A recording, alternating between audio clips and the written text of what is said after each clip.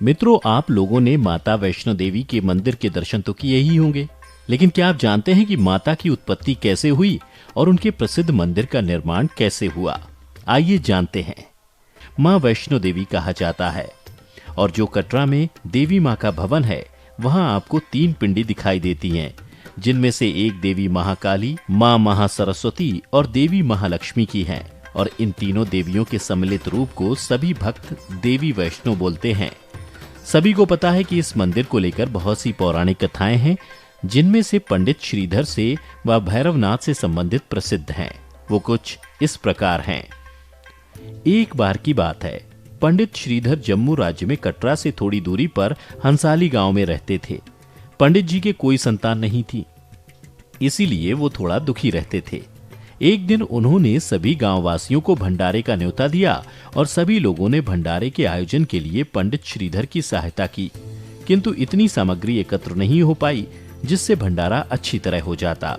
तब श्रीधर जी को यह चिंता सताने लगी कि वो भंडारा कैसे करेंगे। अगले दिन भंडारा था और वह पूरी रात सो नहीं पाए। अगले दिन भंडारा होना था। पंडित जी स्नान करके अपनी कुटिया में पूजा अर्चना करने लगे और दोपहर से गांववासी आने लगे। अब श्रीधर जी चिंतित थे, ये सब कैसे होगा। लेकिन उन्होंने देखा एक अत्यंत सुंदर कन्या वैष्णवी, जिसका तेज देखने लायक था, वह सभी को भोजन करा रही थी, जिसके बाद यह भंडारा अच्छे तरीके से संपन्न हो गया। सभी उस कन्या की तारीफ कर रहे थे, परंतु भंडारा समाप्त होने के बाद वो कन्या किसी को दिखाई नहीं दी। एक दिन वही कन्या वैष्णवी श्रीधर जी के स्वप्न में आई और गुफा के बारे में बताया और इसके साथ ही पंडित जी को बेटे का वरदान भी दिया। तब श्रीधर जी समझ गए कि वो कन्या कोई और नहीं बल्कि साक्षात देवी वैष्णो है और उसके बाद उन्होंने गुफा की खोज की। तभी से उस गुफा में श्रद्धालु व भक्त आने लगे।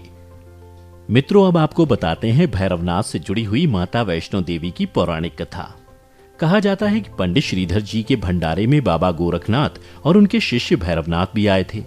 जब बालिका वैष्णवी ने भैरवनाथ को खाना परोसा, तब वो बोले कि मुझे मांसाहारी भोजन करना है।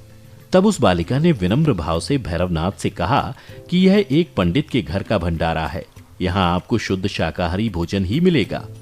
परंतु भैरवनाथ जिद करने लगे और उस बालिका को पकड़ना चाहा। तब वो बालिका वायु रूप में परिवर्तित होकर त्रिकुटा पर्वत पर चली गई, जिसके बाद भी भैरवनाथ माने नहीं और माता के पीछे पीछे वो भी त्रिकुटा पर्वत पर आ गए। अब मान्यताओं की माने तो मां वैष्णो की सुरक्षा के लिए वहां बजरंगबली हनुमान जी आए और उनको प्यास लगी तो देवी माता वैष्णो ने बाण चलाकर एक जलधारा उत्पन्न की और उसी जलधारा में मां ने अपने केश भी धुले। तभी से उस स्थान को बाण गंगा बोला जाता है तथा कहा जाता है इस बाण गंगा में स्नान करने से व्यक्ति के पाप धुल जाते हैं। इसके बाद माता वैष्णो ने एक गुफा में तपस्या की और बजरंगबली जी ने वहां रहकर पहरा दिया। अब यहाँ पर भी भैरवनाथ आए, जहां उन्हें एक साधु जी ने समझाया कि वो बालिका कोई साधारण बालिका नहीं, अपितु वह साक्षात माता जगदम्बा है। किंतु भैरवनाथ नहीं माने। तब देवी वैष्णो उस गुफा से दूसरे मार्ग से निकल गई, जिसके बाद तभी से इस स्थल को अर्धकुमारी कहा जाता है। वहीं जब इस गुफा से माता जैसे ही बाहर आईं, उन्होंने देवी का रूप लिया और भैरवनाथ को वहां से जाने को कहा और दोबारा गुफा के अंदर चली गई। लेकिन भैरवनाथ अब भी वहीं थे। तब हनुमान जी और भैरवनाथ का भयानक युद्ध हुआ, जिसका कोई अंत दिखाई नहीं दे रहा था। फिर माता वैष्णो ने बाहर आकर भैरवनाथ का वध किया।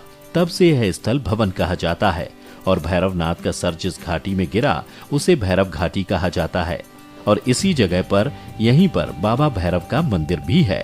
भैरवनाथ को अपने किए पर पश्चाताप हुआ और उन्होंने देवी माँ से क्षमा मांगी, तो माता ने उन्हें वरदान दिया कि जो श्रद्धालु मेरे दर्शन करने आएगा उसको तब तक उचित फल नहीं मिलेगा जब तक वो तुम्हारे दर्शन ना कर ले। इसलिए सभी भक्त माता के दर्शन करके भैरवनाथ के भी दर्शन करते हैं। तो मित्रों, आपने जाना कि वैष्णो देवी की संपूर्ण पौराणिक कथा के बारे में। अगर आपको पहले से किसी भी बात की जानकारी थी तो हमें नीचे कमेंट करके जरूर बताएं। आज की वीडियो में बस इतना ही। हम उम्मीद करते हैं कि हमारी वीडियो के जरिए आपको कई सवालों के जवाब